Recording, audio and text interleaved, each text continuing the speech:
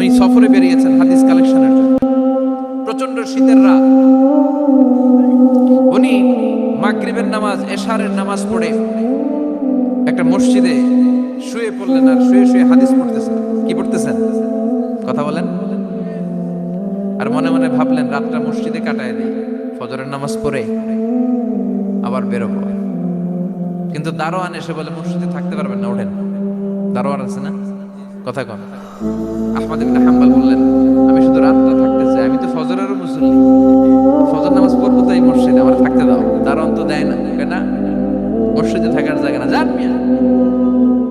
উনি যে আহমদ ইবনে হাম্বল এটা চিনে নাই, থাকতে দেয় না। কি করবে এখন? উনি কাঁথা গুছিয়ে হাদিসের কিতাব নিয়ে কাঁধের মধ্যে ব্যাগ নিয়ে মসজিদ থেকে বের হয়ে গেলেন। কি আর করবেন, প্রচন্ড শীত, আর কাঁপতেছেন বুড়ো মানুষ। পথিমধ্যে দেখলেন বাজার। বাজার একজন খাব্বাস, শাবুন খাব্বাস, যুবক রুটি বিক্রেতা। সে রুটি বিক্রি করে, চুলার মধ্যে রুটি সেকে। সে যে সালাম দিল, আসসালামু আলাইকুম। যুবক বলে, ওয়ালাইকুম আসসালাম। আহমদ ইবনে হাম্বল বলে, যুবক, আমার যাওয়ার জায়গা নেই, সফরে বেরিয়েছি, খুব শীতে কষ্ট পাচ্ছি, রাতে যদি তোমার এই চুলা থেকে একটু আগুন পোহাই, কোনো সমস্যা? যুবক বলে, না না, সমস্যা না, হালান সাহালান, ওর সামনে আসেন আসেন, আপনি আগুন পোহাইলে আমার সমস্যা কি? সুবহানাল্লাহ পড়েন। আল্লাহ শুকরিয়া করে উনি বসলেন আর আগুন পোহাচ্ছেন। আর খেয়াল করলেন যুবক রুটি বানায় আর পরে আস্তাগফিরুল্লাহ, রুটির দলা বানায় পরে আস্তাগফিরুল্লাহ, খামির বানায় আর পরে আস্তাগফিরুল্লাহ, রুটি নিয়ে উনুনের ভিতরে চুলার ভিতরে সেকা দেয় আর পরে আস্তাগফিরুল্লাহ, দোকানদারের কাছে কেউ আসলেই সে রুটি দেয় আর পরে আস্তাগফিরুল্লাহ, ক্রেতার কাছ থেকে টাকা নিয়ে ক্যাশ বক্সে রাখে আর কি পড়ে, আবার রুটি বানানো শুরু করে আর কি পড়ে, খালি এটাই পড়তেছে। ইমাম আহমদ ইবনে হাম্বল তো অবাক, কি রে, এটা আবার কেমন যুবক, খালি আস্তাগফিরুল্লাহ। উনি প্রশ্ন করলেন, যুবক, ঘটনা কি?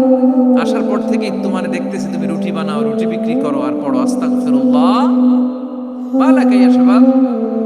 যুবক বলে, আস্তাগফিরুল্লাহ আমার সবচেয়ে বেশি পছন্দের আমল, আমি সব সময় আঠার মতে ইস্তেগফারের সাথে লেগে থাকি আর সব সময় পড়তে থাকি আস্তাগফিরুল্লাহ, আর এর বদৌলতে আল্লাহ আমারে মুস্তাজাবুদ দাওয়া বানিয়ে দিয়েছে। আহমদ ইবনে হাম্বল তো অবাক, আনতা মুস্তাজাবুদ দাওয়া, তুমি মুস্তাজাবুদ দাওয়া, রুটিওয়ালা? আমি এত বছর হাদিস পড়াই, আমিও তো মুস্তাজাবুদ দাওয়া না, আর তুমি রুটি বেচো বাজারে, তুমি মুস্তাজাবুদ দাওয়া, তুমি দোয়া করলে সব কবুল হয়ে যায়? যুবক বলে, না, আনা মুস্তাজাবুদ দাওয়া, আমি আমার জীবনে যত দোয়া করেছি কবুল করে নিয়েছে কে? সব দোয়া কবুল করে নিয়েছে আল্লাহ, একটা দোয়া ছাড়া। কয়টা? আহমদ ইবনে হাম্বলের কৌতূহল, কিউরিওসিটি আরো বেড়ে গেল। কি? সব দোয়া কবুল হয়েছে, একটা দোয়া ছাড়া? মাযালিকা দুআ ইয়া শাব, কি সেই দোয়া? যুবক এবার বলতে শুরু করলো, আমার জীবনে যে দোয়াটা আল্লাহ কবুল করে নাই সেটা হচ্ছে, আমি আল্লাহর কাছে অনেক চেয়েছি, অনেক দোয়া করেছি যে আল্লাহ, শুনেছি এই জামানার সবচেয়ে বড় মুহাদ্দিস, তার নাম নাকি ইমাম আহমদ ইবনে হাম্বল। আল্লাহ, তোমার কাছে আমার চাওয়া, আমি যেন এই ইমাম আহমদ ইবনে হাম্বলরে দেখে মরতে পারি, আমি যেন ইমাম আহমদ ইবনে হাম্বলের হাতে হাত রেখে মুসাফা করতে পারি আর তার কপালে একটা চুমু এঁকে দিতে পারি। আহমদ ইবনে হাম্বল আবেগপ্রবণ হয়ে গেলেন, চোখের পানি ছেড়ে দিলেন, বললেন, যুবক, তোমার এই দোয়াটাও কবুল হয়ে গিয়েছে। আহমদ ইবনে হাম্বলের দেখা সাক্ষাৎ পাওয়ার জন্য আহমদ ইবনে হাম্বলের বাড়িতে তোমার যাওয়ার দরকার নাই, আহমদ ইবনে হাম্বল তোমার দরবারে ছুটে এসেছে। আনা আহমদ ইবনে হাম্বল মুহাদ্দিসুদ দাহর, আমি নিজেই আহমদ ইবনে হাম্বল। যুবক চোখের পানি ছেড়ে দেয়, আহমদ ইবনে হাম্বল চোখের পানি ছেড়ে দেয়। যুবক চিৎকার মেরে ইমাম আহমদ ইবনে হাম্বলকে জড়িয়ে ধরে, হাতে হাত রেখে মুসাফা করে, কপালের মধ্যে চুমু খায় আর আল্লাহর শুকরিয়া করে বলে, ও ইমাম, আসলে এই দোয়াটাও আল্লাহ আজকে কবুল করে নিল।